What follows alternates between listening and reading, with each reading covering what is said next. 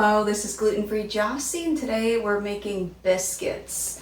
Yes, gluten-free biscuits. And the thing that really makes this recipe work is the fact that it uses baking powder instead of yeast. And it also uses a lot of high-fat ingredients like heavy cream and goat cheese. And that really helps aid in the texture of the final product, that is really soft and fluffy and really nice. And so I've already whisked my dry ingredients, and now I have my butter here, which is cold. And I'm using a cheese grater to grate the butter into the mixture. And that just helps make it into smaller pieces. It kind of gets the ball rolling as far as getting it mixed in there, because it is cold, which means it won't mix very well if you just like use your mixer.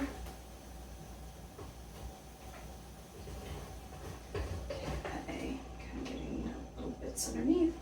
And then I am going to use my hands to kind of rub the butter into the flour mixture with the baking powder in there, salt, pepper, and a little sugar in this recipe, but these are savory biscuits.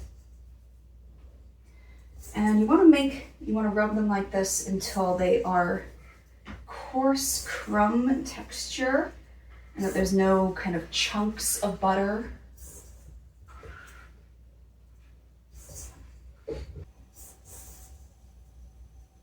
Okay, these are really nice crumb-like texture.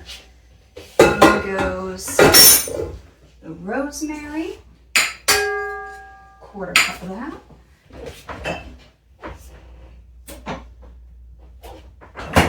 In goes the cheese, and in goes the heavy cream. And then I'm going to use my paddle attachment to get that moving.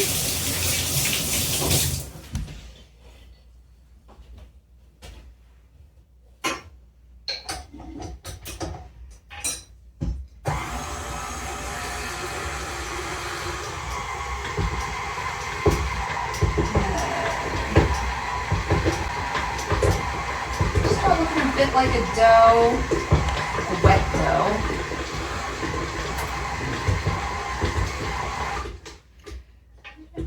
It is pretty sticky and wet.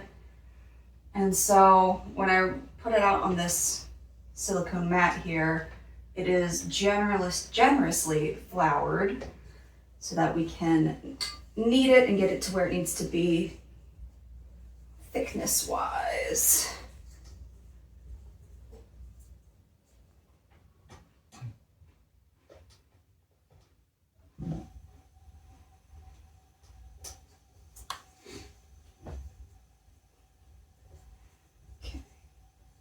It's resembling a bit of a ball here now. So I'm going to take it out and grab a spatula to kind of get some of the stuff on the sides here.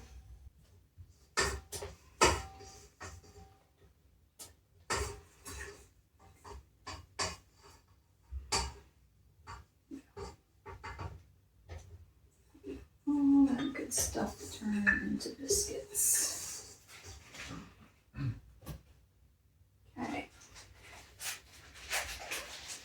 And just kind of pat it down a little bit anyway.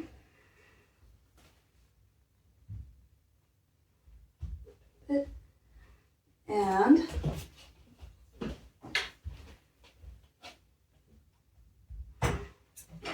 to also flour my rolling pin. And I'm just going to roll it a little bit. You want it to be about an inch thick.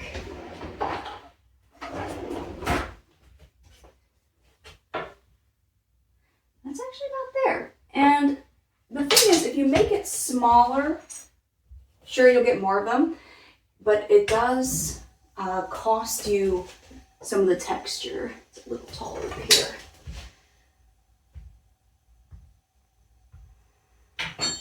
So I recommend not shortchanging. If you want more biscuits, make a double batch. I've got a cookie cutter here that's a little beveled, and I've lost the handle on it, but it's fine. It works. So that is what they look like coming out. And you will have scraps and have to re-roll them. Of course, the more that you roll them, they get a little funkier. And so best to try to get as many as you can out of each roll.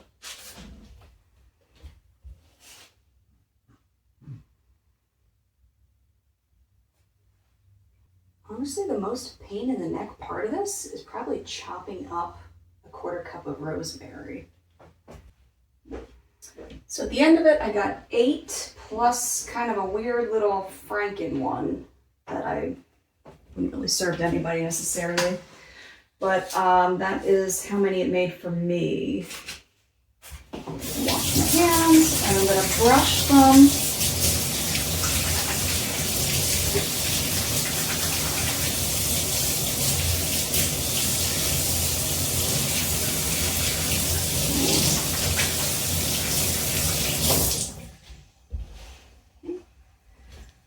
Now I'm going to just brush the tops with a little heavy cream, and into the oven they go.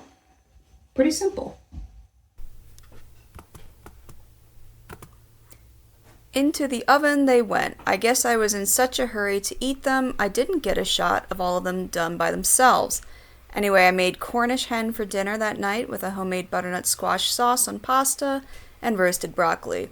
I had higher hopes for the pasta, but it was pretty bland. Anyway, the biscuits, as always, were awesome. They were soft, and they are excellent with butter, jam, or honey. They're honestly even good all by themselves. Enjoy!